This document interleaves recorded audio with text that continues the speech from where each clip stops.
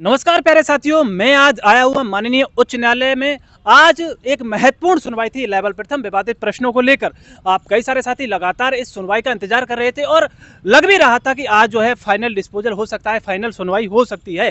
जहां जो याचिकाकर्ता हैं, जिन्होंने प्रश्नों को लेकर याचिकाएं लगाई हैं, वहीं नियुक्ति वाले अभ्यर्थी भी आज की सुनवाई का बहुत ही बेसब्री से इंतजार कर रहे थे। क्या कुछ रहा आज की सुनवाई में? मैं खुद भी आज इस सुनवाई में फिजिकली उपस्थित रहा। जज साहब ने क्या कुछ कहा, क्या अगली डेट मिली है और क्यों मिली है, पूरी सुनवाई की आज पूरी अपडेट जानेंगे अधिवक्ता आनंद शर्मा जी के साथ।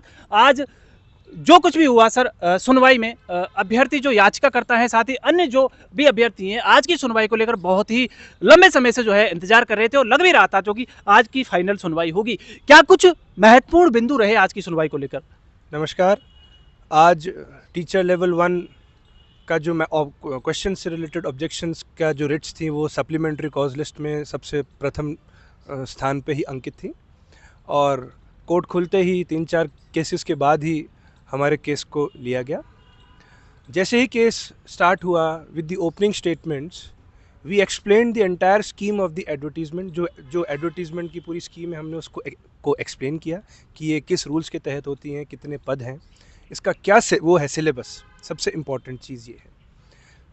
उसके बाद माननीय न्यायाधीश महोदय ने क्वेश्चंस के ऊपर बहस करना स्टार्ट किया। तो 55th क्वेश्चन से इसकी बहस स्टार्ट हुई। जैसे ही इस क्वेश्चन की बहस स्टार्ट हुई और हमने जो प्रूफ्स पेश किए तो माननीय न्यायाधीश महोदय ने सर्वप्रथम प्रश्न ये पूछा कि एक लेमैन, एक स्टूडेंट जो ग्रामीण पृष्ठभूमि से बिलोंग करते हैं, शहर में आके पढ़ाई करते हैं, वो इतने सोफिस्टिकेटेड और इतने डिटेल्ड प्रूफ्स कैसे लेके आ रहे हैं। तो हमने एक्सप्लेन किया कि हमने सबने मिलकर इन प्रूफ्स को इकट्ठा किया है और फिर चीज़ें आगे बढ़ी। बट माननीय न्यायाधीश महोदय ने सबसे महत्वपूर्ण क्वेश्चन ये पूछा कि इस भर्ती में 8 से 9 प्रश्नों के ऊपर इम्पैक्ट आ रहा है। बोर्ड ने क्वेश्चंस को चेंज किया है, कुछ क्वेश्चंस को डिलीट किया है। एक क्वेश्चन 2 मार्क्स का है और उससे हर कैंडिडेट के मार्क्स पे फ़र्क पड़ता है। तो इतनी ज़्यादा डिस्क्रिपेंसी एक प्रश्न पत्र में आना, ये बहुत ही सीरियस इशू है। और जो पहले मॉडल आंसर की आई थी उसको चेंज करके दूसरी आंसर की बनाना, ये एक सीरियस ऑब्जेक्शन क्रिएट करता है एक्सपर्ट्स की कॉम्पिटेंसी पे। तो माननीय न्यायाधीश महोदय ने क्वेश्चंस की जो बहस स्टार्ट हुई थी उसको रोक के सर्वप्रथम क्वेश्चन ये पूछा कि जो स्टाफ सिलेक्शन बोर्ड है उसकी अथॉरिटीज़ क्या क्या हैं, वो किस तरह से काम करता है, और स्टाफ जो RSS भी है, राजस्थान स्टाफ सिलेक्शन बोर्ड है, वो उसकी गाइडलाइंस क्या है कि कैसे एक्सपर्ट की जो बॉडी है वो गठित होगी और स्टाफ सिलेक्शन बोर्ड के जो ऑफिसर्स हैं वो कैसे नियुक्त होंगे। तो इस पे डिटेल्ड सबमिशन माननीय न्यायाधीश महोदय ने RSSB से कॉल किया है और अगली जो डेट है 7 मार्च, उस दिन स्टाफ सिलेक्शन बोर्ड के जो अध्यक्ष हैं उनको पर्सनली कोर्ट में प्रेजेंट होके ये सारी चीज़ें एक्सप्लेन करनी होंगी। और सबसे महत्वपूर्ण चीज़ जो एक्सप्लेन करनी होगी कि दोनों ही जो वो थी आंसर्स की, वो एक्सपर्ट बॉडी ने ही बनाई। तो एक एक्सपर्ट सही है और एक एक्सपर्ट रॉन्ग है, ये कैसे हो सकता है?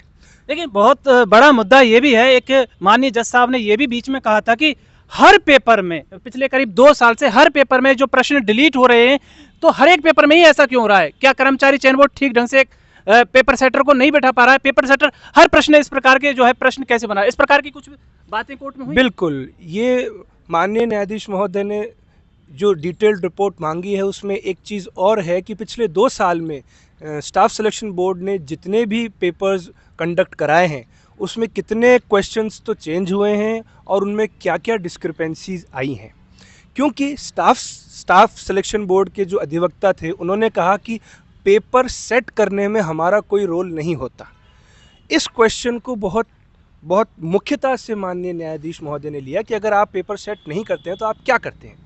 इसी प्रश्न पे ही पूरी डिटेल्ड रिपोर्ट माननीय न्यायाधीश महोदय ने स्टाफ सिलेक्शन बोर्ड से मांगी है और बहुत महत्वपूर्ण ऑब्जेक्शन ये रेज किया है कि अगर कॉम्पिटेंट एक्सपर्ट्स नहीं है या और कोई दिक्कत है जो हम बोल नहीं सकते हैं क्योंकि हमारे पास कोई एविडेंस नहीं है, तो क्यों ना इन एग्जामिनेशंस की सीबीआई जांच कराई जाए, जो out of the state investigating body है। बिल्कुल, ये बहुत ही सही भी है, क्योंकि लगातार कई भर्ती परीक्षाओं में जो इस प्रकार से पेपर डिलीट क्वेश्चंस होते हैं, ऑप्शन बदलते हैं, इनसे बहुत सारे अभ्यर्थी हैं जो भर्ती परीक्षा से बाहर हो जाते हैं। अधिवक्ता आनंद शर्मा जी, क्या ये बता सकते हैं कि जो याचिकाकर्ताएं हैं उनको कुछ बेनिफिट मिल सकता है क्या अगली सुनवाई में? 7 मार्च का जो है अगली डेट दी है उसमें। देखिए, जो लाभ है वो न्याय को मिलेगा, न्यायोचित ढंग से मिलेगा, सबको मिलेगा। ऐसा हम किसी के ना पक्ष में हैं ना विरोध में, हम हमारे क्लाइंट्स के पक्ष में हैं, पर हम किसी के विरोध में नहीं हैं।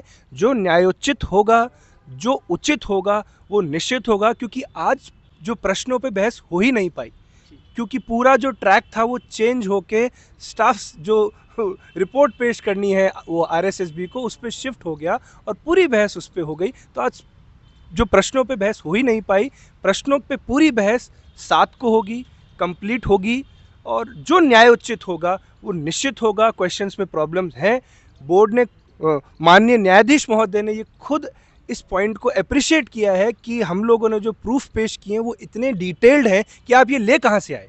ये बहुत ही उन्होंने एक वो इस चीज़ से बहुत बहुत एस्टोनिश थे कि आप इतने डिटेल्ड प्रूफ कहाँ से लाए हैं। तो हमने कहा हमने सारे एक्सपर्ट से राय ली है, बहुत सारी चीज़ें जो भी है।